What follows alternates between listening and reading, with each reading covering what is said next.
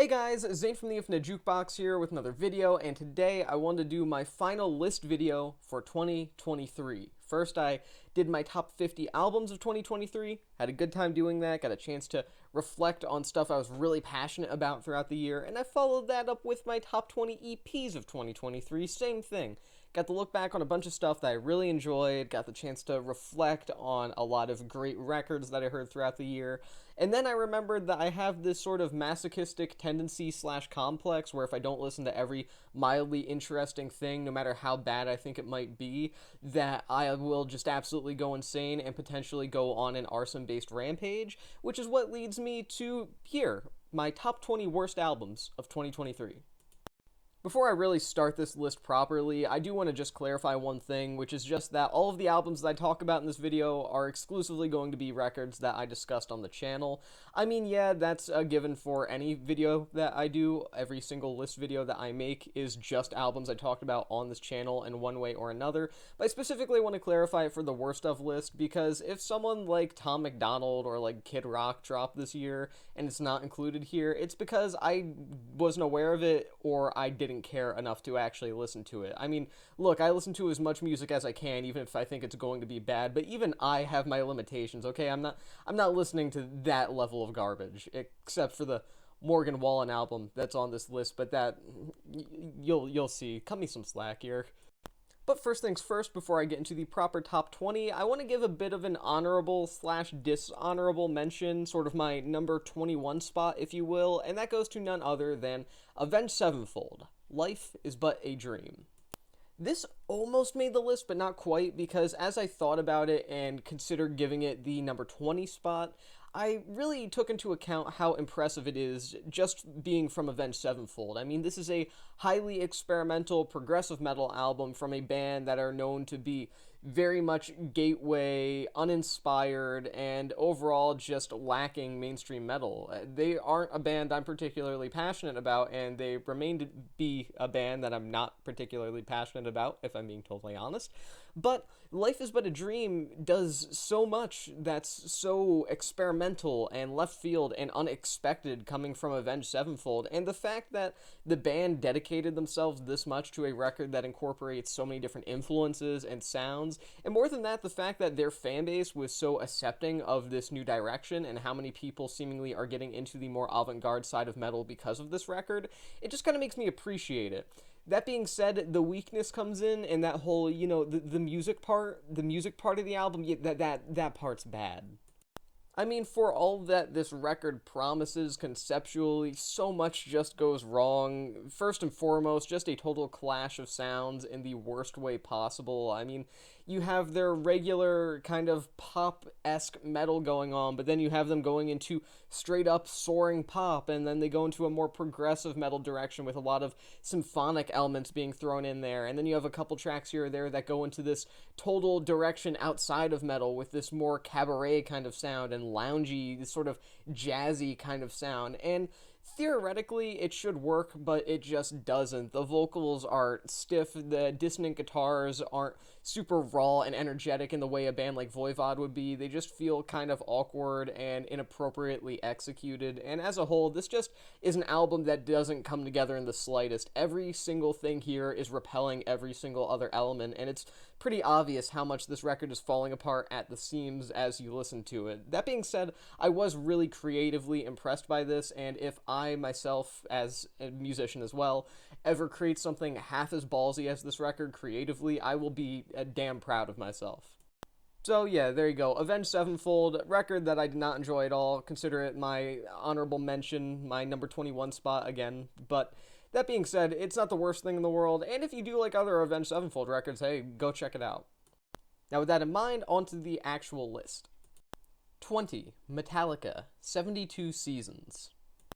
You know how I mentioned that although I really heavily dislike that Avenged Sevenfold album, that I still appreciated it because of how daring it was? This is the opposite of that.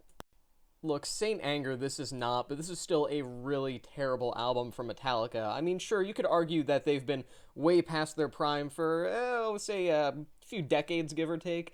That being said, even at this point, after years upon years of weak album after weak unimpressive album, I would still expect 72 Seasons to have a slight bit of bite to it, and it just absolutely does not. This is the epitome of an old, outdated metal band putting out the most milquetoast, uninteresting, lethargic metal possible, and the fact that it's trying to pass itself off as this great monument of thrash metal from legends of a genre, it's sad, and it almost makes me wonder if Metallica really should be considered legends of thrash. I mean, those first four albums are about all that are saving them at this point. From absolutely genius lyrics like "If Darkness Had a Sun," "Here I Am" on the track "If Darkness Had a Sun," to just generally awful guitar work on cuts like the lead single "Lux Eterna," which has easily one of the most bafflingly terrible guitar solos throughout the entirety of 2023 on any major metal release.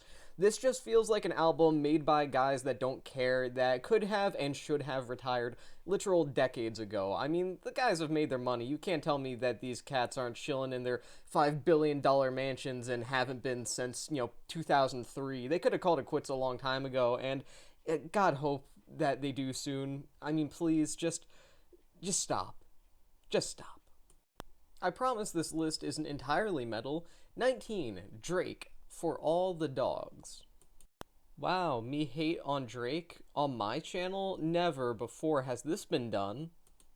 Look, you can say the guy's living rent-free in my head or whatever because I review pretty much everything he puts out and review all of his stuff pretty negatively if I'm being totally honest, but For All the Dogs genuinely is an awful album. The only thing saving this record from not being higher on the list is just because of the fact that it has like a good song on it, kind of.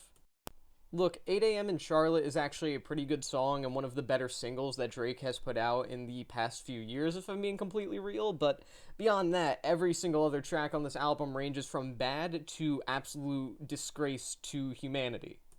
I mean, Drake's flow here is as Drake as it's ever been, and if you've been even remotely aware of the guy in any capacity, you kind of know what I mean. He has the personality of a wet paper towel, and he tries his best to be suave and cool, but the issue is that he just lacks any and all charisma. He's basically been a wax figure of himself since the beginning of his career, and that doesn't change on this record. But even the features are weak. His songwriting seems to be getting worse and worse and worse with every single record. I mean, he's following up the now infamous "Girl, You a Lesbian, Me Too" line from Certified Lover Boy with "Feel Like I'm Bi, 'Cause You're One of the Guys, Girl" on this record. The man just has a fixation with acting not straight for the sake of women, and I don't know what's up with that. That's like, it's kind of a weird lyrical motif he's had going lately, and that's not even the worst of it. I mean, you've got "I'm anti like your daddy's sister." That doesn't mean anything. That doesn't mean anything. Also, the fact that he disses fucking Esperanza Spalding on "Away From Home" still gets me months after this album came out. I mean, she's just chilling, playing bass, being a jazz musician that just so happened to win Best New Artist over him a literal decade ago, and he's still out here being bitter about it despite the fact that he's one of the most successful artists on the planet. It's just so baffling to me. This entire record feels this weird mix between boring and petty, and it's just absolutely impossible to stand for more than a few listens. Also, "Slime You Out" sucks. Why did everybody like that? I had like a ton of people being like, "Oh, whoa, Drake's back. He's back." No, it's not. That song blows. Also, Drake rapping in Spanish on "Gently." Come on. One of the funniest things that happened in music this year. You gotta admit. Okay. I'm done now. I'm done talking about the Drake album. I'm gonna move on. 18. Skrillex, "Quest for Fire." You know when there's an album and everyone's like, "Oh man, you gotta check out this album. It's like way better than anyone thought it was gonna be," because everyone expected it to suck, including you, and then everyone checked it out and they were like, "Oh, it's really good," and then you checked it out and you were like pretty sure you're right that it was still like really bad, but then everyone tried to kind of like convince you otherwise, and you just kind of had to stand your ground and be like, "No, this is bad." That's what happened with this for me.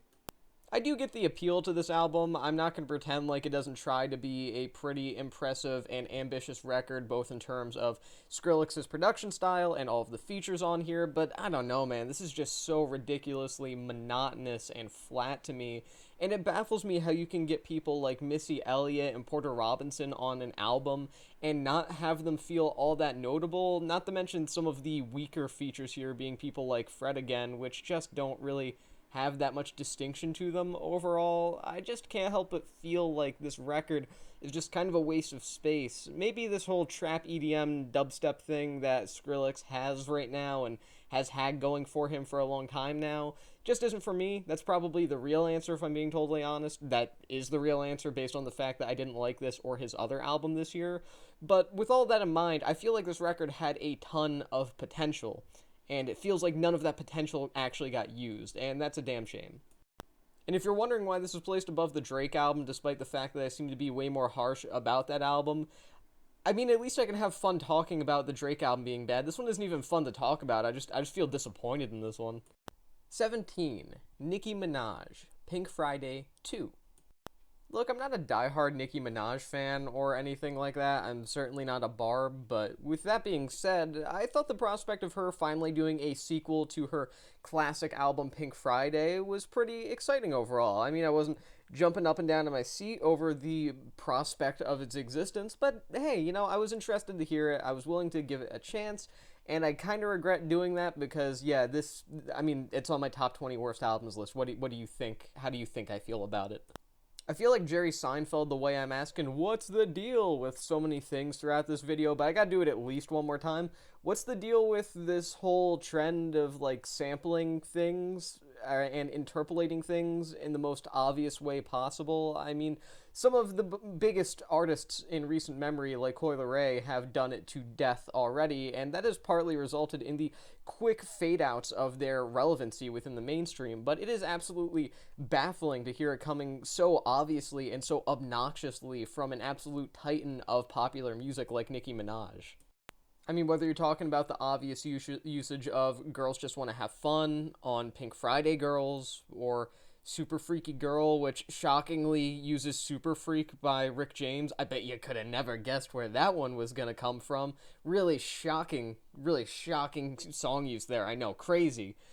I don't get it. I don't know if it's Nicki trying to maintain relevance within popular music, which she doesn't need to do because she's been a consistent titan of music for a solid decade now, a little bit more than that even. But I don't know, man. I think that this album is absolutely awful. Obviously, my issues with the record go far beyond just, ooh, bad interpolations. I mean, her performances just feel so uninspired and phoned in. She sounds lifeless here, and so do the instrumentals. And some of the more alt-pop-oriented tracks are some of the most dreadfully boring songs I heard on any popular album throughout the entirety of 2023. Just a really poor record overall. I can't even call it the worst thing I've ever heard, which I think you can guess by the lower placement on this list, but it is just a really dull, uninteresting, pointless kind of record, and it does not deserve to have the name Pink Friday 2, when the original Pink Friday is a significantly better, and at the very least, more fun experience. 16. Lil Pump. Lil Pump 2. The latest effort from Lil Pump, or at least the latest of the time that I reviewed that album, I don't know if he put out anything after this, I haven't been keeping up shockingly, is just about what you would expect from him, but that's not really the most excusable thing in the world, because it's pretty much what you would think, you know, comes with a Lil Pump album. Some of the instrumentals are kind of fun, but he's just absolutely obnoxious in a not fun sort of way. I mean, the dude's presence is just so annoying, and he's such an unpleasant voice. His flows are absolutely awful, and I'm not expecting genius-level Dylan-esque lyricism here or anything like that, but when he's writing about going to the doctor because he has gonorrhea, I don't want to hear about that. It's just, like, I don't want that in my life. You go away, bad. The biggest negative highlight here overall, for me at least, is the now pretty infamous pump rock heavy metal, which, I mean, it's a trap metal song being done by Lil Pump. It's about as good as you would expect.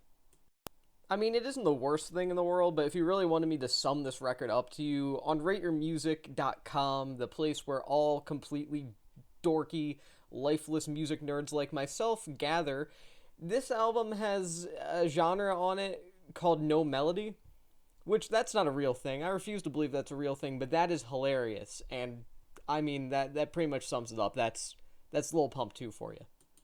God, I really need to touch grass. 15. Destroy Lonely. If Looks Could Kill. Playboi Carti's Opium record label has been putting out some of the most mediocre popular projects recently within any genre of music, let alone just rap, and I mean, If Looks Could Kill is pretty much the epitome of that. This is entirely unmemorable in every single way it possibly could be. I mean, it's really hard to say much about this album other than it has a bloated runtime of nearly 80 minutes, which is about 90 minutes longer than it actually needs to be. Destroy Lonely has absolutely no personality behind the mic, with lyricism that is remarkably uninteresting in every conceivable way, and there's this sort of pretense surrounding this record that tries to convince you that it's feeling some sort of poignant emotion that it wants you to feel too, when in reality this record is one-dimensional, and so are my feelings towards this album.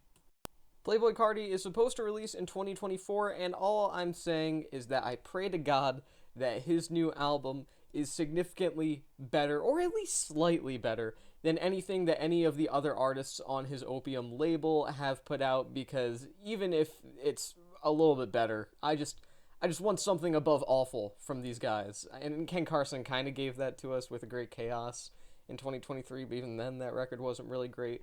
The point that I'm trying to make is every time Royal Blood put out something, it is just absolutely not interesting at all, and that's why here at 14, we have Royal Blood, Back to the Water Below. I mean, really, every time these guys announce a new record, I get a little bit excited because I'm actually pretty passionate about bands or duos that try to go with a heavier and more dense sound with minimalistic instrumentation choices. I mean, these guys are just bass and drums, no guitars in sight, and they go for this kind of heavy festival rock kind of sound, and that's something that intrigues me, especially as a bassist myself. That being said, they've been managing to make it boring for a decade now. I don't know why I thought this one would change.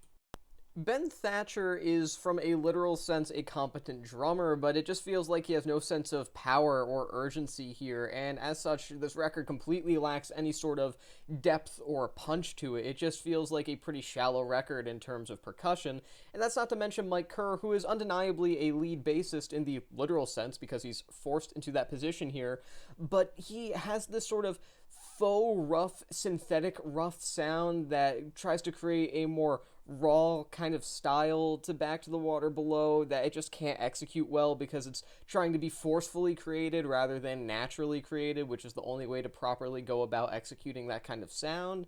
And it just results in a record that just fails in every way it conceivably could. That isn't to mention the extremely limp album closer Waves, which tries to have this big, sweeping, climactic finale to Back to the Water Below, and instead it just feels melodramatic and absolutely boring, and because of that, I just can't help but feel like this album fizzles out, but at the same time, there's nothing leading up to it to make it feel like a build-up in any way, so can I even really consider that it fizzling out? It's a confusing record because I can't tell whether to dislike this album because of the fact that it doesn't build up into anything, or because of the fact that it just fails to actually execute those final moments. And I've chosen to dislike it because of both. It's just a very bad record. 13. Owl City, Coco Moon. It's Adam Young, the man behind Owl City, or more importantly, the man behind Fireflies, and a bunch of other songs that you may or may not know. I think he was the one that partly did that It's Always a Good Time song that sounded like a really bad time, actually. You know, that guy. I don't hate this album as much as I've seen some other people hate it. A lot of people consider this the worst album of 2023, and I don't think I can bring myself to go that far, partially because I'm so heavily exposed to a lot of this early 2010s kind of synth-pop, electro-pop sort of sound that I just find myself blocking it out more than I do actively being annoyed by it. That being said, this is still a genuinely awful example of it, and also, it's 2023. Why? Why does this sound like this? I mean, the songwriting is just childish, the instrumentals are so flat and synthetic that it causes me physical pain at times, and Adam Young just completely lacks any vocal dynamics or range. And while you don't have to be a traditionally good vocalist to make good music, some of the best musicians of all time were terrible vocalists. In the case of something like this, I feel like you should maybe have some pretty decent vocal chops, you know, and Adam Young just doesn't. Every song here sounds like a ringtone, and that's about the best way I could possibly sum up this record. The girl singing on It's Always a Good Time was Carly Rae Jepsen? Really?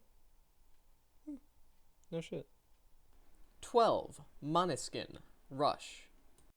You know, it seems like every couple of years there's one admittedly very derivative mainstream rock band that kind of becomes the punching bag of more critical communities for a small period of time as they grow more and more popular before they peak, and pretty much everybody forgets about them, for the most part at least, including their own fan base. But those kind of bands tend to be pretty harmless to me. I mean, the Struts were pretty fun when they wanted to be, and Greta Van Fleet weren't really doing anything wrong, and their first couple EPs were pretty solid in my opinion. But here, with Måneskin, it might be the first time that I can honestly say that people underrate how terrible they are. I could be wrong, but I think in my original review of this album, I said that people were giving it a bit too much hate, and now I kind of feel the opposite. I feel like since this has come out, people have kind of stopped talking about it being terrible, and while I am glad that the discourse within the realm of music and album reviews this year, at least in the places I was in, was pretty positive for the most part, I am kind of shocked that more people haven't called this out for being one of the worst albums of the year. The band's whole sonic aesthetic and style of, like, we're too cool for you is already so annoying. Straight off the bat, it is so ridiculously phony and cringe-inducing, but that's besides the point. The music itself is so cookie-cutter. It's an amalgamation of every single shitty track that you hear on modern rock radio, just thrown together into this grotesque fusion that seems like it came out of a David Cronenberg film, but if a David Cronenberg film was made up of entirely 13-year-olds that said, oh, I was born in the wrong generation, in the YouTube comments for AC/DC songs. Most of the tracks are pretty samey overall, with the same exact rhythms and fist-pumping choruses to really get the stadium amped up. And some of the worst songs here include tracks like Cool Kids, where Måneskin try and play into that whole, oh, we're so cool and we're rebels kind of thing, where they call out people for listening to trap and pop, despite the fact that those are genres with quite literally hundreds, if not thousands, of more artists, more creative, unique, and innovative than Måneskin are within their own realm within rock music. And I will say this. I hate it when people are like, oh, this genre's dead or whatever, and at the moment, because of the lack of mainstream popularity in rock music, a lot of people say that about more straightforward rock, not so much metal, but just straightforward, radio-friendly rock music, and I don't think that's true. I think there are a ton of underground bands that could be discovered by the radio that would blow up on places like TikTok and, you know, become very popular within a lot of spaces in general. They just need their moment if they are to ever get it.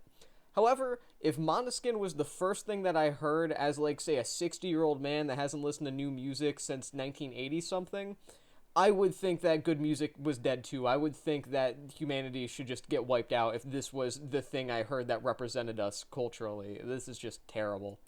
This is music for people that think music peaked with Motley Crue and Def Leppard. I can't put it in any other way. The fact that Måneskin doesn't even crack my top 10 really just goes to show how low some of the lows were for music in 2023, and that's thanks to albums like this one. 11. Trippie Redd, Mansion Music. I found one redeeming quality in this record when I first listened to it months upon months ago, and that's that Chief Keef's work as executive producer here was pretty solid. That quality has since grown off me, and now there's just nothing left to find redeemable about this, honestly. Trippie Redd is someone who can actually put out pretty interesting music, but rarely puts out anything that I actually find enjoyable, and I'm assuming Mansion Music is meant to be a fun album. It doesn't really feel like it, though. I mean, Trippie Redd's actual personality is just completely not there. The features from people like Ski Mask, the Slump God, and Kodak Black are about as unimpressive as you would expect from artists like them, who are pretty infamous for having weak features. And even some of the more interesting or promising picks here, like Lil B and Travis Scott, failed to deliver anything that's even remotely noteworthy. And that's not to mention that this album goes on for nearly an hour and 20 minutes, which, considering this record barely can hold the energy to fit an EP's worth of length, that's just not even remotely acceptable to me. It's just an absolute mess of a record, and you know what, maybe it has less annoying moments than some of the other albums I've mentioned so far do, but just the pure bloat on this thing, just the pure length, the absolute slog that it is to get through, makes me want to put it near the top 10. Hey, speaking of bloat, 10, The Smashing Pumpkins, Autumn. I barely want to call the Smashing Pumpkins at this point, considering it's just Billy Corgan and whoever is willing to put up with his shit for an album cycle, but still, it is the Smashing Pumpkins, and this is an album by them, I suppose. And you know how I mentioned that Mansion music was really bloated, and it's also trying to be fun but fails at it? Take that and do that with this, but remove the trying to be fun part. This is a concept album about the character Shiny, who has actually been appearing in the Smashing Pumpkins' material way back since their original lineup in the 90s, and from that standpoint, I'm actually very deeply interested in this. I personally think it raises a pretty interesting idea here, this sort of continuation of character development after decades of being away from this concept that you first introduced during what many people consider to be your quote-unquote golden era as a project. Where the issue comes in is in the fact that none of it's good. Autumn is then split into 3 separate parts, each of which meant to sort of represent the 3 main different sounds that the Smashing Pumpkins have participated in over the years. The first being more guitar-heavy alt-rock, the second being more electronic and experimental synth kind of stuff, and the third being something a bit more esoteric and more loosely defined, yet strangely enough, all 3 kind of sound remarkably similar. I mean, if you really want to know why the popularity of rock opera albums died out literal decades ago, almost half a century ago at this point, then just go ahead and check out a song like Steps in Time or Fireflies, where the former, they try to be a little more heavy and edgy, but it kind of just sounds like really bland stadium rock, whereas in the latter, they kind of go in a more synth-pop direction that comes out sounding so corny and unintriguing and just absolutely lacking in any sort of ambition.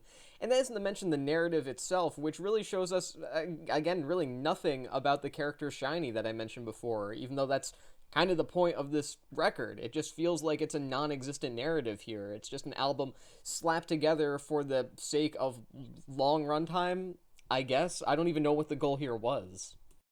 Autumn is trying to be this really profound, thinking man's Smashing Pumpkins album, and I do somewhat respect it from that standpoint, but it just feels like an incredibly flimsy series of poorly executed songs with instrumentation that ranges from bland to outright terrible, and it is just campy in the worst possible way that anything can be. This is not Tommy Wiseau's The Room, this is a less memorable Ed Wood film. Also, this came out properly in May of 2023, and I've still not emotionally gotten over the fact that this album has a song called Harmageddon on it, because it's like Harm and Armageddon. Harmageddon? Come on, guys. It's pretty clever. That's unironically the most clever thing that Billy Corgan has done, probably since Melancholy and the Infinite Sadness. That's a depressing statement on that man's career. 9. Skrillex. Don't Get Too Close. As I mentioned earlier in this video, the new Skrillex album, Quest for Fire, pretty warmly received by music fans at large, both pre-established fans of Skrillex and people who hadn't really been aware of him outside of his more corny dubstep hits during the golden age of his career when dubstep was actually relevant. So what do you get when there's an album by him that comes out the same year that's really poorly received, significantly worse in terms of reception? And I don't like the one that's received well. Yeah, you can kind of guess where this is going. I really don't like this one. Whereas I didn't like Quest for Fire because it felt just dated and uninteresting and flat to me, Don't Get Too Close is an entirely different brand of bad. This is violently 2014 in nature, and I mean that in the absolute worst way that I possibly can. Everything here is just genuinely terrible. The instrumentals feel so horribly dated and not in a way that feels intentional. It feels like Skrillex is trying to bring in these classic kind of EDM sounds into the modern era without actually doing anything to update them other than adding more polish to them. And what that results in is a very clunky and honestly awkward sounding record. Also, I suppose technically this and Quest for Fire constitute as producer albums since they are primarily made up of features, and that's a pretty heavy promotional slash selling point for him here. And the features on Don't Get Too Close are actually pretty awful, like Justin Bieber and Don Toliver, or Blade on Real Spring, even though that one's like kind of alright, I suppose. That one's fine, I guess. There are even some songs on here I would call genuinely rancid, like some of the worst pop songs I heard throughout the entirety of 2023. The title track is so grating and bad for me, with the god-awful hook of "you're bad for my health, you're bad for my wealth," some of the most uninspired, insipid rhyming I heard throughout the year. This is just the definition of everything that was wrong with popular electronic music a decade ago, and I'm so glad that we've mostly strayed away from this kind of sound, and I pray to God that these two records don't bring it back in any capacity outside of its own little niche. I believe I said it in my original review of this album, and I'll say it again, I have to give props to Skrillex. He made his own DJ Khaled album, and the results of that are about as good as you would expect. 8. Melanie Martinez, Portals. Ignoring the fact that Melanie Martinez is a horrible human being, she's also a horrible musician, so I think that's pretty cool. Yet another record on this list that hones in on a pretty conceptual theme. This album is meant to be discussing rebirth, or more specifically, what Melanie Martinez herself referred to as the in-between phase of life and death. I guess I get what she's going for here, but it just does not translate in the album whatsoever. In fact, I wouldn't have even known this was a concept album in any capacity if I did not read about it beforehand. The instrumentals are tediously boring alt-pop with absolutely no fire behind it in any way. Martinez's vocals are frail and often completely lacking in any sort of emotion, and the lyricism here is about as poignant as your average Tumblr post circa 2011. This record is just the absolute representation of people who are like, oh, I'm not like other people because I like pizza and I eat a lot of pizza, so I'm unique and cool because of that. I'm different. Like, no, you're not. You're not different or unique because you got a like weird makeup aesthetic going on your album cover. That's the best thing you have going for you, actually, because everything else is awful. You know, it's interesting because I think there are a lot of artists out there within the general musical world that are trying to be the sort of next Björk or Kate Bush, if you will. These really noteworthy, highly experimental, but still fairly accessible artists that really just have no restraints in terms of what they're willing to do to get some sort of artistic point across or go in a different artistic direction. And there are a lot of people really killing it out there and doing their own thing. I mean, whether you're talking about someone like Earth Eater, or you're talking about someone like, say Arca maybe, there are a ton of artists just really going for that style and really doing it well while completely defining themselves with their own unique musical personalities. Meanwhile, Portals feels like Melanie Martinez trying to get across some sort of vague universal point or message while being further and further away from the impressive, ambitious, experimental pop star that she so aggressively wants to be. The more that she tries to make it happen, the less that it actually does, and that is so painfully obvious here. I'm just glad she stopped doing the baby stuff, though. That was starting to weird me out. I am so uncomfortable with that era of her career. This is somehow better, but that doesn't really say a lot. 7. U.S. Girls. Bless This Mess. U.S. Girls as a solo project from Meg Remy has had a pretty rocky history, if I'm being totally honest. I mean, sure, she's put out some great records, namely In a Poem United back in 2018, but since then, she hasn't really done anything of note, and honestly, I was just expecting this to be a pretty middle-of-the-road record. I wasn't really going into it expecting genius, wasn't going into it expecting anything terrible, but you know what? Kind of hoping that I would be proven wrong, and it would be the former. I was proven wrong. It wasn't genius, though. Bless This Mess feels like she's doing a really bad impression of 80s synth pop and synth funk, sort of Sign o' the Times era Prince, for example. Like, if there were a mockumentary made about a failed Minneapolis artist in the 80s trying to follow in the footsteps of artists like the aforementioned Prince, for example, I really do think that the fake music for the fake soundtrack for the fake documentary would sound like this. I mean, a lot of this sounds like royalty-free kind of presets that you get from something like Cakewalk, and while that doesn't necessarily mean anything bad on its own, it feels like those presets weren't altered in any way, so it's just them, and they just feel like they're bare and raw and uncomfortable to listen to, not because they're really experimental or anything, but because it feels like they were so limited in terms of what was being done with them. And that isn't to mention that Meg Remy herself just doesn't really have a ton of charisma here. The sensuality that she tries to go for on some tracks just falls flat on its face. Nothing about this album works whatsoever. And while I do, in a way, kind of admire some of the artistic direction being taken here, because I really do love the 80s Minneapolis sound, I think a lot of great artists came from it. This is not it. Listen, Minneapolis in the 80s gave us Prince, Sheila E., and the Family. They deserve better than this to represent them in the year 2023. 6. Jonas Brothers, the album. Look, I try not to hate on the Jonas Brothers too much because, in all honesty, they're a pretty harmless band for the most part, and I don't feel a ton of animosity towards them, again, for the most part. I mean, they were just kids when they started the band, and then they pretty much blew up because of Disney connections above all else, and then they scored a few mediocre pop hits in the past few years with songs like Sucker, and I don't know, I just can't bring myself to absolutely despise them like a lot of people do. However, if there's one thing that would make me come close, it would be this one. This one really rides on the 70s yacht rock revival bandwagon that a lot of lesser pop stars are hopping on for some inexplicable reason. Again, what's the deal? And I don't know, it just turns out to be so cheesy, so unlikable, so just smarmy and unpleasant. It's just a despicably bad album at times. Again, the Jonas Brothers are one of those bands where I don't expect, like, pure genius from them or anything like that, but Americana is such an unpleasant, synthetic song. The track Summer in the Hamptons, where they compare having sex to spending a summer in the Hamptons. Really brilliant. You couldn't tell what was going to go on with that, but then again, the guy that made Cake by the Ocean is involved with this, so I mean, what do you really expect?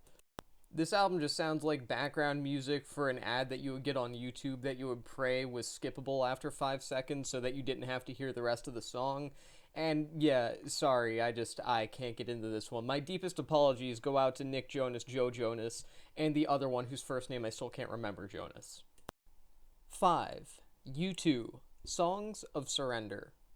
I feel like this record actually had a lot of potential because as someone that will defend the earlier years of U2's catalog until the day that I die, I actually think that the band have a lot of material to work with when making a retrospective album, and the idea of them just handpicking a bunch of different songs throughout the decades-long career that they've had up to this point and turning them into acoustic versions is pretty intriguing, since U2 are mostly known for their overblown stadium anthems. Hearing them in the exact opposite environment is actually somewhat of a neat idea to me, even if I haven't been particularly into anything they've put out for, well, a very long time, to say the least.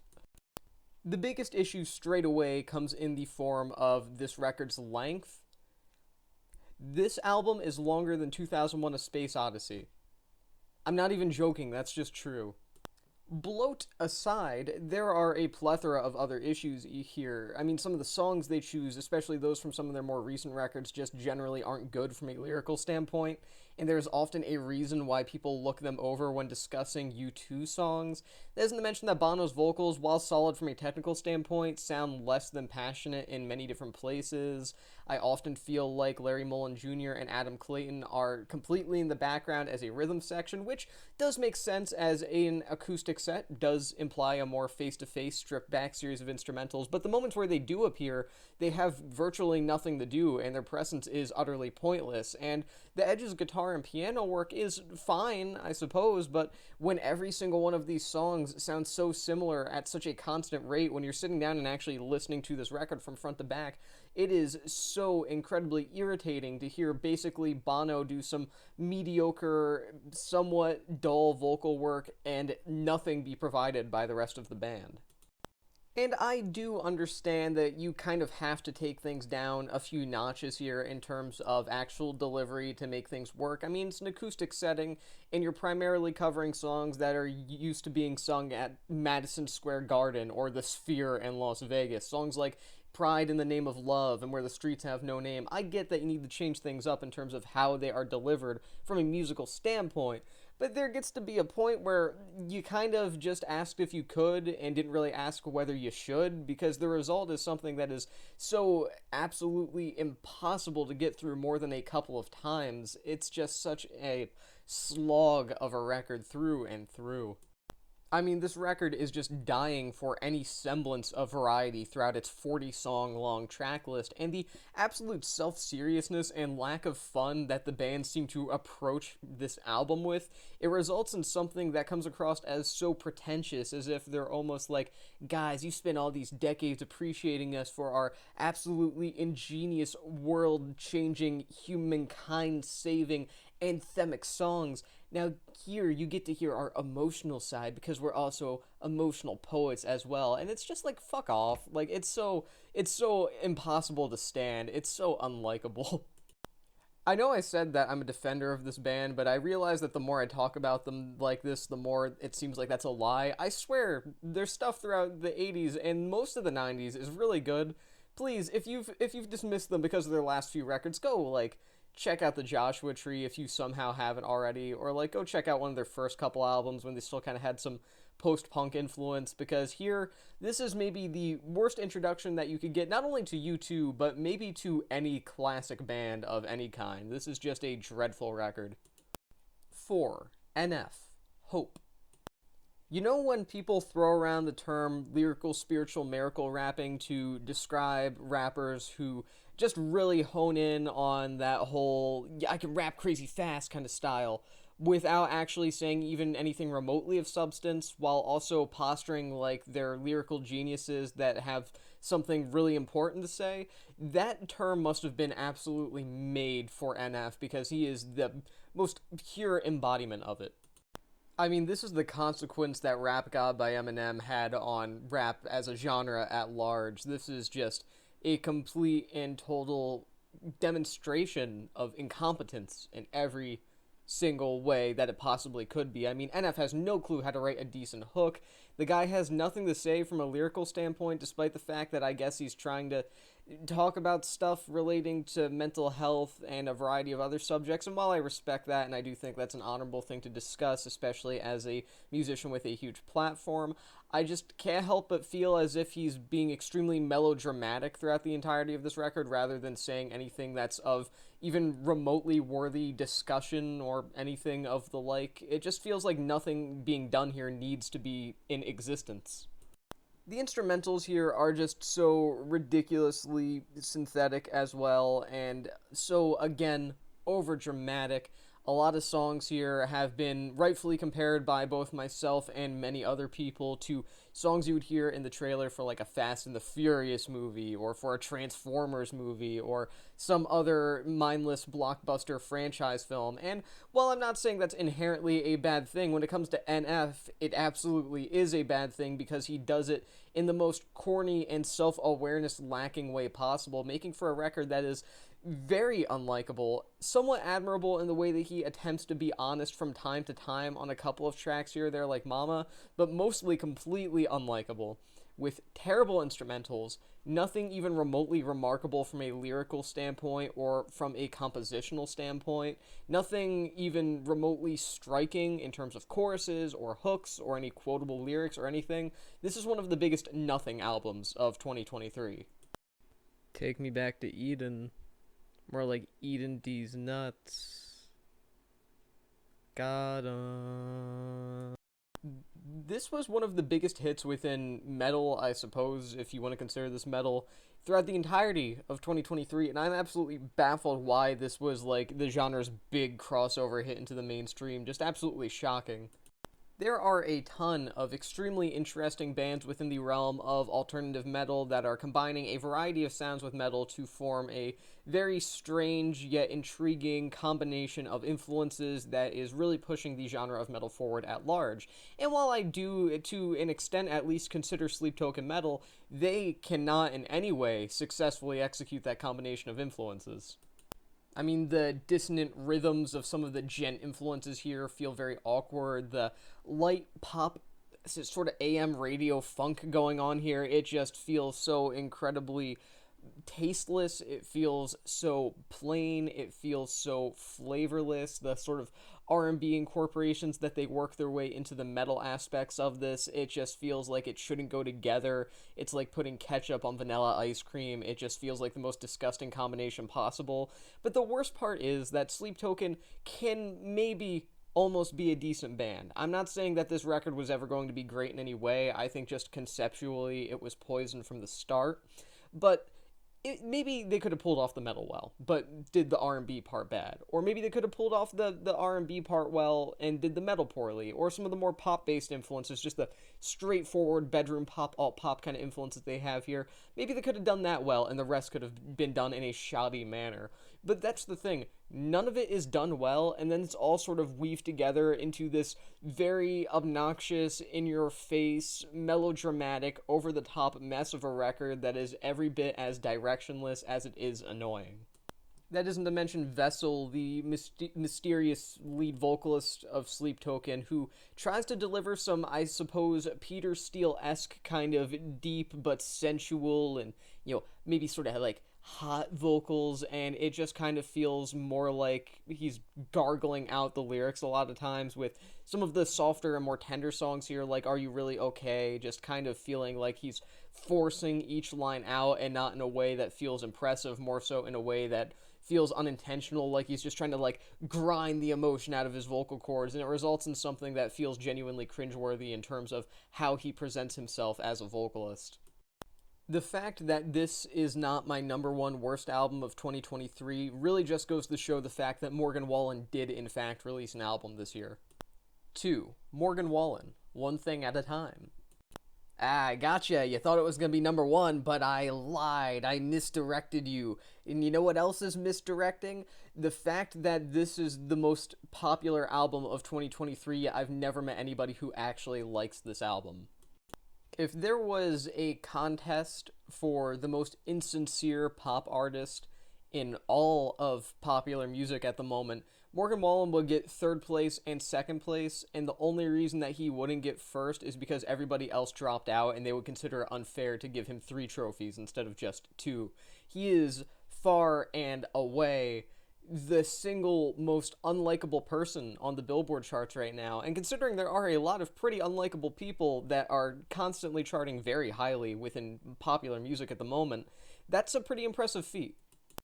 Even him being a pretty objectively bad person who is constantly riddled with controversies aside, the actual music here is genuinely awful. I barely want to call it music. It feels like the most manufactured example of faux sensitive bro country that you can possibly get out of pop country as a genre right now. I mean, his vocal work, it just feels so lifeless, and I suppose he's trying to get across this sort of almost more intimate singer-songwriter kind of thing going on now and then, and possibly that earnesty could have felt genuine from another artist, a better artist, but it just doesn't from him, with some weak vocal work that just lacks any and all passion behind it in any way whatsoever. And that isn't to mention his songwriting, which is basically one stereotype of country music after another. Songs like Born with a Beer in My Hand and I Deserve a Drink are, your boring celebrations of alcoholism that make me more concerned for the narrator and his view of his lifestyle rather than actually feel like I'm having a good time listening to it. You have tracks like Single Than She Was, where he's just so hell-bent on conveying that women like him, and he's not gay, and he's straight, and he likes women, and don't think he's gay. That'll be weird. You have to make sure he knows that he is a catch with women, and he's a ladies' man, and women like him, and women definitely talk to him, and they definitely talked to him before he got famous too, for sure. This record is just smug, it's overconfident, and there are even songs here that feel like they shouldn't be self-centered in any way that still, from Wallen's perspective, absolutely are. Most notably, the track Keith Whitley, which is a tribute to the late, great country musician that is, paid tribute in the title. He's a great musician, died tragically young, had a huge amount of promise, and I first went into it, despite the fact that I already didn't like the album at all up to that point, I went into it thinking, you know what, I like Keith Whitley, maybe Morgan Wallen will pay him a nice tribute, and he still somehow kind of makes it about himself. It's almost impressive how egotistical a lot of this album subtly is, despite the fact that it's often promoted as being a very emotional and sensitive album from him. And then to top things off, you have the fact that this album's almost 2 hours long, which is about almost 2 hours of my life that I'll never get back. 4 to 6, if you really want to count the multiple listens that I actually did to this for the sake of reviewing this, because, again, I think that goes back to the masochism thing that I mentioned at the beginning of this video. Really, this album just has no need to be as long as it is. It has no need to be in general, but it especially has no reason to be almost 2 hours long. While Morgan Wallen's behavior over time has been objectively terrible, it doesn't define his art in any way. There has been a lot of art, unfortunately, made by terrible people that happens to also be very good because it, in and of itself, is not reflective of them as individuals.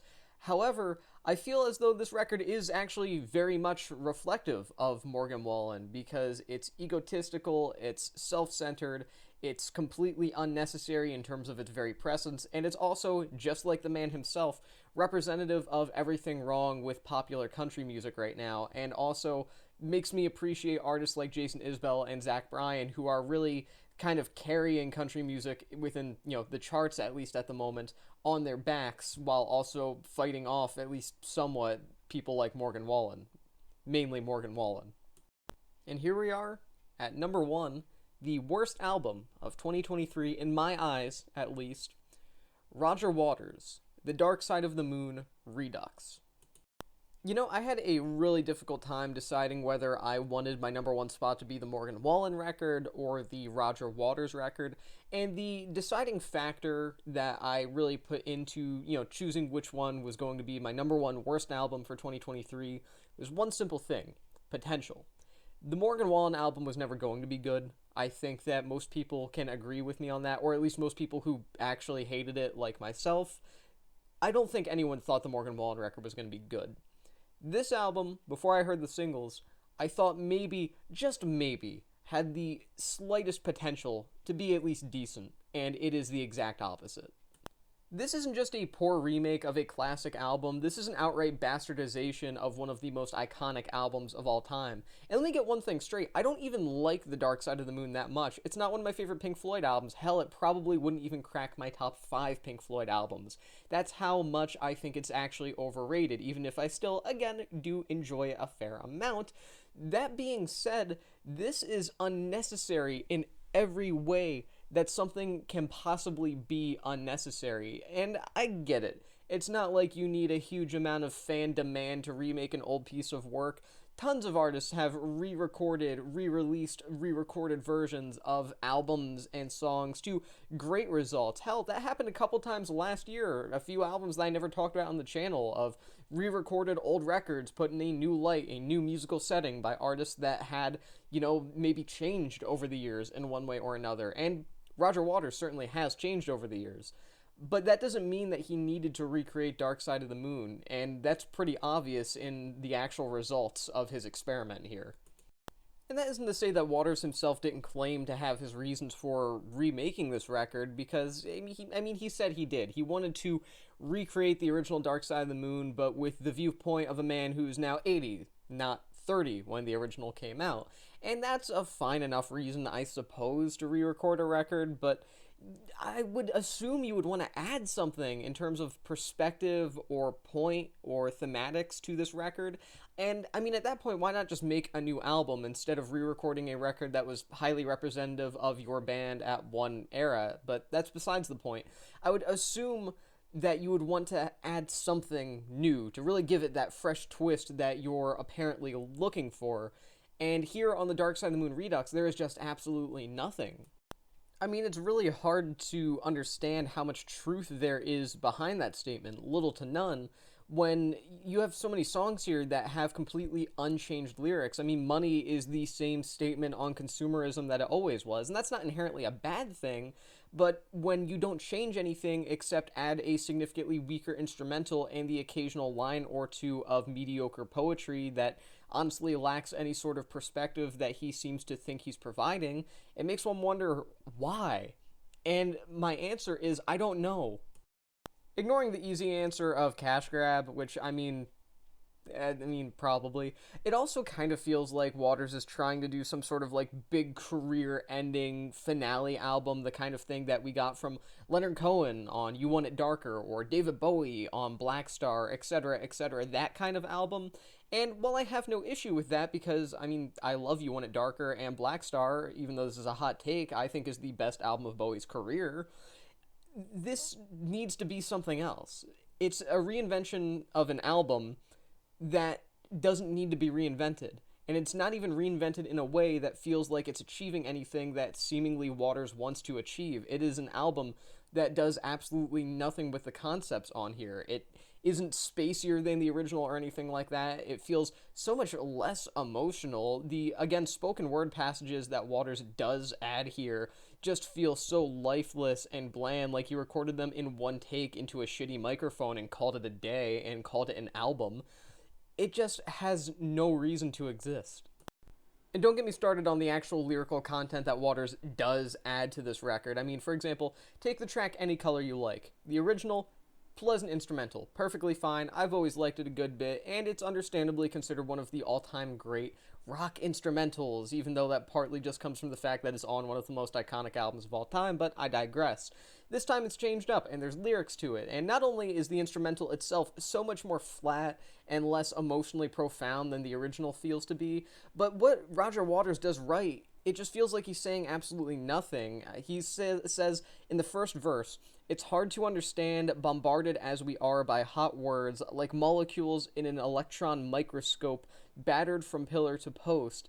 And as intelligent as that sounds, and for every multi-syllable word that he wants to use there to sound slightly scientific, when you really sit down and think about what he's trying to get across, he's just trying to convince the listener that he's saying something with a deep amount of perspective because he's in his 80s, when in reality, he's saying nothing of remote sense or importance, further developing the fact that this album is just absolutely purposeless.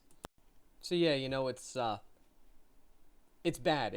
It's bad, and that's why Roger Waters' The Dark Side of the Moon Redux is my worst album for the entirety of 2023. And with that being said, that is the end of my top 20 worst albums of 2023, and I don't really like ending things off on a negative note, despite the fact that this is the final list I'm doing for 2023 before moving on to actual album reviews in 2024. So I will say this, if you liked or even loved any of the albums that I talked about here, great, I'm happy for you, and, that's a beautiful thing, because in the end, the expression of emotion via music, or any art form for that matter, it's what really makes us stand out, as a species, if you will. It's something that only humans can really do, and I think it's so special when people fall in love with something that another human being created. It's such a magical thing, and even if I absolutely hate something and do my best to tear it apart online, there is always a part of me that hopes it connects with somebody out there, and generally speaking, it always does, and that makes me really happy to see. So I hope that you like some of these records. I hope that you like the stuff I talked about in my best EPs list, my best albums list, and if maybe I was lucky enough to have the honor of showing you something that you ended up falling in love with, then, yeah, I'm happy. And you're welcome, because, I'm amazing. I know, I'm great at what I do. What can I say? I'm pretty much a master. Anthony Fantano, retire in 2024. Get out of my way. I'm coming for you, maybe? I think so. Now, but in all seriousness, though, thank you guys for watching, and I'm excited for 2024. I'm excited to see what records come about. I have some stuff I'm looking forward to, but until then, I've been Zane from the Infinite Jukebox. Thank you for watching, and I'll see you guys in the next one.